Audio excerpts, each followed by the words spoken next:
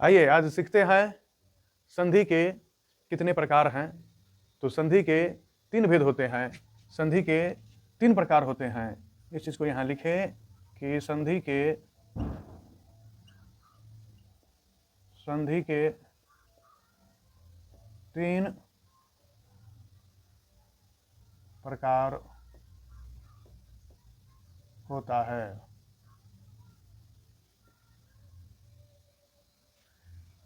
तो किस प्रकार या 3 प्रकार होते हैं, पहले इस चीज को देखते हैं। तो इसमें इस दौरान देख रहे हैं कि जैसे हो गया कालजोड़ अंतर, कालजोड़ अंतर, और इस कालजोड़ अंतर में ये पहला पद के अंतिम वर्ण अ है और दूसरा पद के पहला पद अ है, और इस दोनों के अ और अ के मिलने से आकार बनकर और यहाँ हो जाता है कालांतर। तो ये इसमें किसका किसका मेल हुआ है, यहाँ इस को लिख ले कि अ और अ इस दोनों का संधि हुआ है और दोनों बनकर आ बना है। आगे फिर देखते हैं। इसके अलावा और कई उदाहरण हैं, जैसे परिजोड़ आवरण, परिधन आवरण, इसे जोड़ कह सकते हैं या धन कह सकते हैं इस चिन्ह को। तो परिजोड़ आवरण तो ये हो जाता है पर्यावरण, पर्यावरण।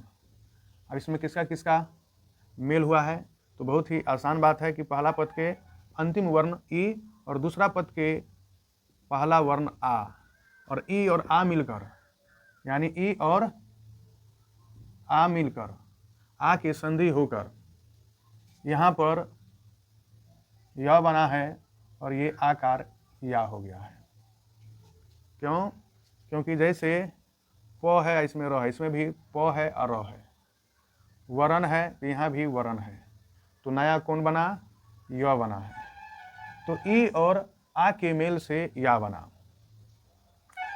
ठीक ठीक इसी प्रकार आगे देखते हैं, जैसे उत्जोड़ चारण, उत्जोड़ चारण। तो उत्जोड़ चारण में इसमें त है, इसमें च है, तो ये त च में बदल जाएगा और हो जाएगा उच्चारण। ऐसे उच्चारण यानी तकार जो है चकार में, तकार और चकार के मेल से चकार बन जाता है, यानी त और च हलंत के मेल से च बन गया है। तो इस प्रकार संधि होता है। और समझे, जैसे उत्जोड़ ज्वल, उत्जोड़ ज्वल, इस दोनों के मिलने से उज्ज्वल हो जाता है। यानी आप इस चीज को याद रखें कि तकार के बाद चकार आवे, यानी चौथा वाला हो, दूसरा वर्ण चौथा हो और पहला वर्ण तकार हो यानी त हो, तो ये जो है आपका तकार, यानी क्या, ये तकार जो है चकार वाले मिलने से ये भी चकार बन जाता है, अर्थात इस प्रकार बन जाएगा। तो ये तो आप यहाँ देख रहे हैं स्वर वर्ण का संधि हुआ है, स्वर वर्णों का संधि हुआ है। यानी कहा जा सकता है कि जब स्वर वर्णों का संधि होगा, स्वर वर्णों का संधि, और यहाँ पर व्यंजन वर्णों का संधि हुआ है। किस वर्णों का? तो व्यंजन वर्णों का संधि हुआ है। ठीक उसी प्रकार विसर्ग का भी संधि होता है, जैसे मनहजोड़ रथ, और इसमें मनहजोड़ रथ तो हो गया मनोरथ। इसमें अब किस किस का संधि हो रहा है? तो विसर्ग का संधि हो रहा है, क्योंकि पहला पद के अंतिम वर्ण विसर्ग है और दूसरा पद के पहला वर्ण र है। क्या है? र है, और इस दोनों के मिलने से ओ बना है। ठीक उसी प्रकार और है कहजोड़ अपि, कहजोड़ अपि, तो यहाँ पर भी विसर्ग का मेल हो रहा है और अ के, और इस दोनों के मिलने से ओ और अपि बन जा रहा है। यहाँ भी किसका किसका मेल हो रहा है? विसर्ग धन अ, और ये दोनों के मिलने से ओ का आगमन हुआ है, ओ रूपी विकार उत्पन्न हुआ है। तो इसमें विसर्ग वर्णों का संधि हुआ है, यानी विसर्ग का संधि हुआ है। तो यहाँ हम लोग स्पष्ट लिख सकते हैं, क्लियर समझ सकते हैं। क्या समझ सकते हैं क्लियर?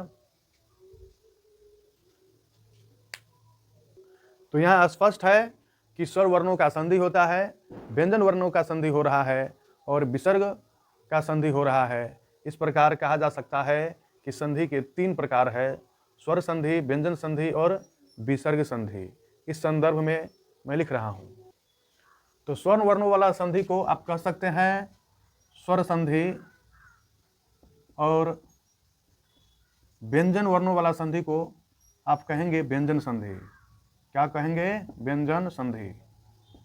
और संधि विसर्ग वाला संधि विसर्ग संधि कहलाएंगे। इस प्रकार संधि के 3 भेद है, स्वर संधि, विसर्ग संधि, व्यंजन संधि। और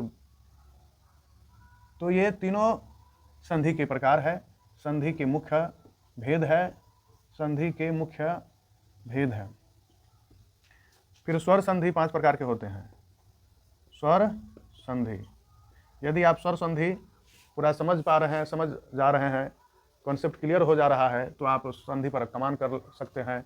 संधि आपके पकड़ में हो जाएगा और संधि से संबंधित कोई भी प्रश्न आपको परीक्षा में छूटने वाला नहीं रहेगा। तो स्वर संधि के भी 5 भेद होते हैं। स्वर संधि के 5 भेद है। कितने भेद है? 5 भेद। इस चीज़ को यहाँ मैं लिख दे रहा हूँ।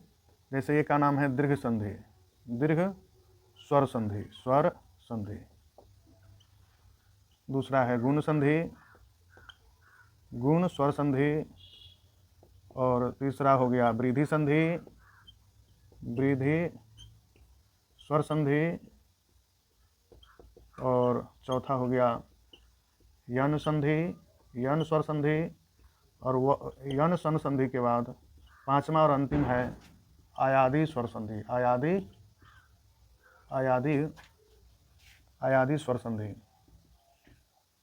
आयादी स्वर संधि। तो ये हम लोग बारी बारी से अगले वीडियो में सिखाते चलेंगे।